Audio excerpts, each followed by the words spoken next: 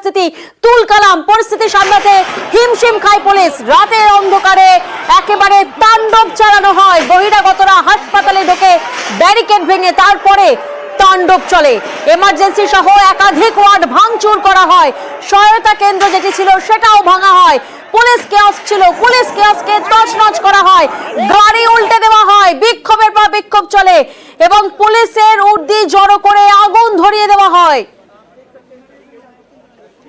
এটাই আমাদের সিদ্ধান্ত এবং আমরা আমাদের দাবি থেকে নড়ছি না যতক্ষণ আমরা জাস্টিস পাচ্ছি। ক্যামেরাগুলো ঘুরিয়ে দেখাও যে এখানে পেছনে কে দাঁড়িয়ে আছে।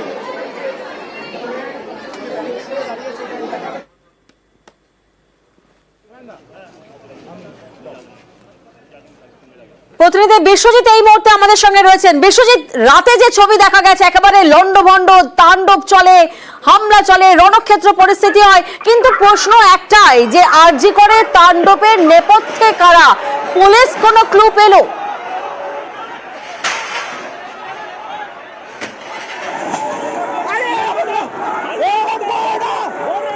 বিশ্বজিৎ, শোনা যাচ্ছে?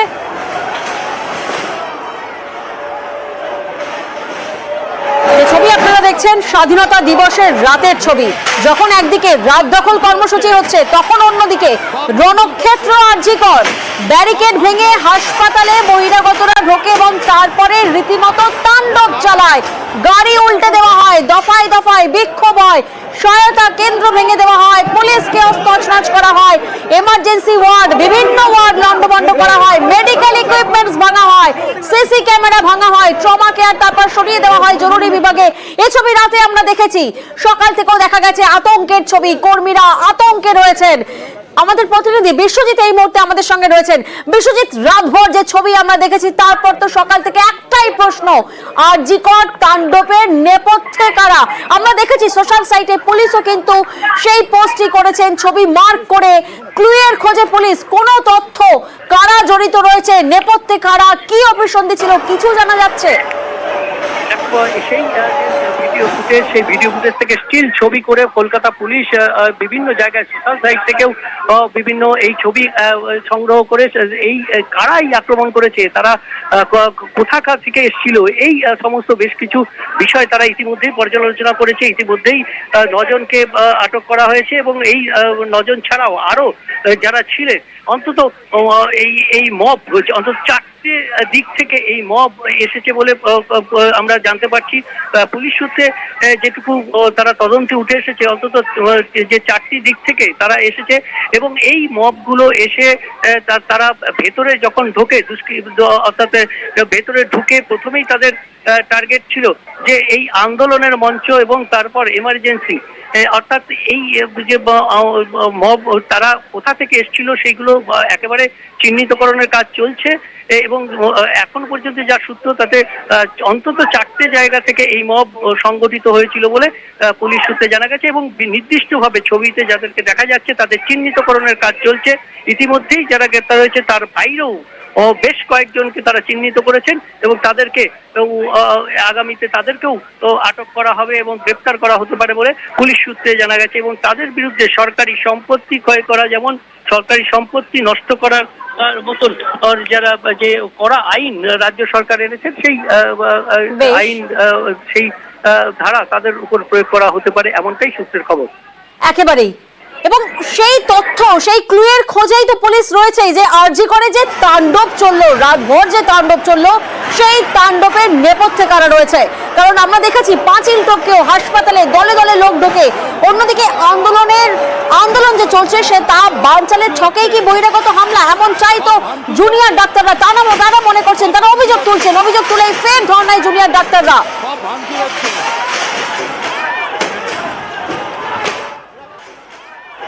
রাতের হামলায় আমরা দেখেছি ধ্বংসস্তূপ, এমার্জেন্সি তছনছ করা হয়, পরপর ওয়ার্ড লন্ডভন্ড, জরুরি বিভাগের প্রতিটি ঘর ভাঙচুর করা হচ্ছে, মেডিকেল ইকুইপমেন্টস থেকে শুরু করে সিসি ক্যামেরা। আতঙ্ক কাটিয়েই উঠতে পারছেন না কর্মীরা। ভয়াবহ অভিজ্ঞতার সাক্ষী নিউজ 18 বাংলায়। এমার্জেন্সির গেট ভেঙে ফেলা হয়, তছনছ করে দেওয়া হয় ওষুধের স্টোর রুমও, ওষুধ, ইনজেকশন সহ বাকি সামগ্রী মাটিতে ফেলে দেওয়া হয়, ভাঙা হয় ওষুধ রাখার ফ্রিজও। এই ঘটনায় আটক করা হয়েছে 9 জনকে। আরজি করের এমার্জেন্সির সামনে দাঁড়িয়ে রয়েছি। আরজি করের এমার্জেন্সি ভাঙচুরের পর পরিস্থিতি কতটা ভয়াবহ সেই ছবি তুলে ধরব। এমার্জেন্সি গেট, তার যে মেন গেট সেটা ভেঙে ফেলা হয়েছে। এই যে এমার্জেন্সির মূল গেট থাকে সেটা ভেঙে ফেলা হয়েছে। এটা শুরু। এরপর একের পর এক ছবি দেখাচ্ছি। প্রথমে দেখাই অ্যাডমিশন কাউন্টার 1, কাচের গুঁড়ো পুরোটা পড়ে রয়েছে। এখানে পুরো কাচ ছিল, জানলা ছিল, ভেঙে ফেলা হয়েছে। চেয়ার, টেবিল, যা যা প্রয়োজনীয় জিনিস সমস্ত তছনছ করা হয়েছে। টেলি নিউরো মেডিসিন যে বেড, সেই বেড, সেখানে ছবি দেখা যাচ্ছে। কি ভয়ঙ্কর পরিস্থিতি, কাচের গুঁড়ো চারিদিকে পড়ে রয়েছে। করবো কি তাণ্ডব লীলা এখানে চালানো হয়েছে, যেখানে বেড সেটা ভাঙচুর করা হয়েছে, কম্পিউটার রয়েছে, ওজন মাপার যে যন্ত্র সেটা ভেঙে ফেলা হয়েছে। দেখা এরপর আসছি যেখানে, সেখানে হচ্ছে এই মুহূর্তে লেখা রয়েছে রোগীর সুরক্ষা আমাদের সুরক্ষা। সেই বোর্ডটাও ঝুলে পড়েছে, অক্ষত নেই। এর ভেতরে যে বোর্ড, এর ভেতরে রুমের ভেতরে, এই রুমের ভেতরে যে পেশেন্ট শোয়ার যে জায়গা, সেটি হচ্ছে এখানে এখানে যে এমার্জেন্সি পেশেন্ট আসলে যেখানে রাখা হয় এবং প্রাথমিক মনিটরিং করা, এবং যাবতীয় যে যন্ত্র যেখানে অবজারভেশন রাখার জন্য এবং মনিটরিংয়ের জন্য যে দামি দামি যন্ত্র, একের পর এক দামি দামি যন্ত্র যেগুলো দেখা যাচ্ছে রীতিমঞ্চুর করা হয়েছে। আরেকটা জিনিস দেখাবো, ঘড়িটা দেখাতে বলবো আমার চিত্র সাংবাদিককে। ঘড়ির কাঁটা 12টা 35-এ থমকে গেছে।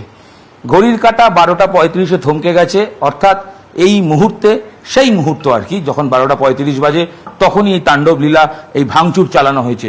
এবং ওষুধ সব এবং এমার্জেন্সি ওষুধ এবং ইঞ্জেকশন যেগুলো পড়ে রয়েছে, এগুলো প্রত্যেকটা এমার্জেন্সি এবং মুমূর্ষু রোগী তারা আসলেন তাদেরকে দেওয়া হয়, সেইগুলো সব কটা নষ্ট। এখানে ওষুধ পড়ে রয়েছে। এবং আরও যত এগোচ্ছি ভেতরের দিকে, সেখানে নার্সিং স্টেশন, এই দেখুন নার্সিং স্টেশন, আমি বলবো দেখাতে, নার্সিং স্টেশন রুম নাম্বার 4, সেখানে ফ্রিজের ভেতরে দামি দামি ওষুধ থাকে এবং অতি প্রয়োজনীয় ওষুধ থাকে, সেই ওষুধগুলো নষ্ট, ভেঙে। ব্লু ওয়ার্ড, সেই ওয়ার্ডের ভেতরেও ধ্বংসলীলা, রীতিমতো তাণ্ডব চালানো হয়েছে। যতটা দেখাতে পাচ্ছি দেখুন এক একটা পরে, এটা এটা এই যে মেল ওয়ার্ড, তার এমার্জেন্সি মেল ওয়ার্ডের যে বোর্ড ফেলে দেওয়া হয়েছে, এখানে গার্ড থাকে, সব ভেঙে ফেলা হয়েছে। তারপরের যে ছবি, এখানে একটা police station, police staff room, police থাকেন, তার দরজা ভাঙার চেষ্টা করা হয়েছে, সেটাও দেখতে পাওয়া যাচ্ছে।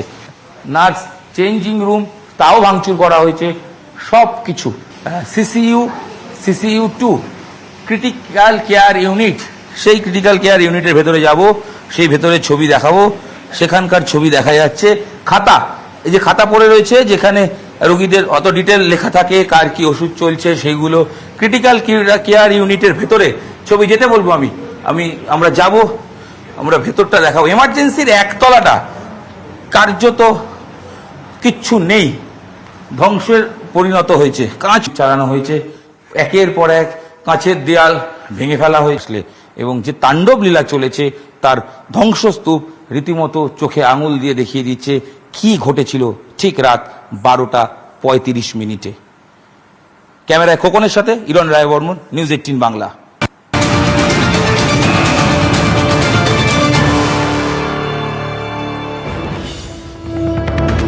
তৃণমূলের মুখপাত্র তালিকা থেকে সরানো হলো শান্তনু সেনকে। আরজি কর ডামাডোলের পরেই দায়িত্ব থেকে অব্যাহতি। তৃণমূলের মুখপাত্র তালিকা থেকে সরানো হলো শান্তনু সেনকে। বিস্তারিত জানাবে প্রতিনিধি আবির, এই মুহূর্তে আমাদের সঙ্গে রয়েছেন। সাম্প্রতিক সময়ে আরজি করের ঘটনা নিয়ে শান্তনু সেন, তৃণমূল কংগ্রেসের যিনি মুখপাত্র ছিলেন, তার বেশ কিছু বক্তব্য তার দল সমর্থন করছে না। তৃণমূল কংগ্রেসের বক্তব্য যে তার দল বা প্রশাসন যে নীতিতে চলছে বা যে বক্তব্য রাখছে, সেক্ষেত্রে শান্তনু সেন যে ধরনের মন্তব্য করছেন তা দলের অন্দরে অস্বস্তি তৈরি করছে, এবং এক্ষেত্রে দল সম্পর্কে যে ধারণা, সেই ধারণা যথাযথভাবে হচ্ছে না। এই পরিস্থিতিতে দাঁড়িয়ে তারা সিদ্ধান্ত গ্রহণ করেছেন যে শান্তনু সেন এই মুহূর্তে আর তৃণমূল কংগ্রেসের মুখপাত্র থাকবেন না, তাকে তৃণমূল কংগ্রেসের মুখপাত্র থেকে তাকে সরানো হলো। একই সঙ্গে তৃণমূল কংগ্রেস উল্লেখ করে দিয়েছে, এরপরও যদি শান্তনু সেন কোনো ধরনের মন্তব্য করেন, সেই মন্তব্য কোথাও তৃণমূল কংগ্রেসের মন্তব্য নয়, একেবারেই তার ব্যক্তিগত মন্তব্য হিসেবে পরিগণিত হবে। যদিও তৃণমূল কংগ্রেসের এই সিদ্ধান্তকে মেনে নিলেও শান্তনু সেন উল্লেখ করেছেন, তিনি যে মন্তব্য করেছেন বা তিনি যে কথা বলেছেন, সেখানে কোথাও যে তিনি তার দল বা দলনেত্রী বা দলের শীর্ষ নেতৃত্ব সম্পর্কে বিরূপ মনোভাব পোষণ করেননি। বা তাদের বিরুদ্ধে কোনো কথা বলেননি। তিনি তোপ থেকে বলেছেন যে বর্তমানে দাঁড়িয়ে যারা অন্য রাজনৈতিক দল থেকে আসছে বা যারা ভোটের পরে যারা দল বদল করে আসছে তাদের বিভিন্ন ধরনের মন্তব্যই বরঞ্চ দলকে অস্বস্তিতে ফেলছে। তবে যেহেতু তিনি দলে ছিলেন আসেন এবং বিভিন্ন সময় বিভিন্ন সিদ্ধান্ত মেনে নিয়েছিলেন, ফলে বর্তমান অবস্থাতে দাঁড়িয়ে মুখপাত্র পদ থেকে সরানো নিয়ে দল যে সিদ্ধান্ত নিয়েছে সেটাকেও তিনি মেনে নিচ্ছেন। তৃণমূল কংগ্রেসের যে মুখপাত্রদের তালিকা আছে সেই তালিকা থেকে প্রাক্তন সাংসদ শান্তনু সেনকে সরিয়ে দেওয়া হয়েছে। আরজি করের যে ঘটনা চলছে সেটা শুরু হওয়ার পরপরই তাকে অব্যাহতি দেওয়া হয়েছে এবং গত কয়েকদিনে তার যে কোনো বক্তব্য সেটা একান্তভাবে তার ব্যক্তিগত, দল সেই সব বক্তব্যের কোনো দায়িত্ব নিচ্ছে না।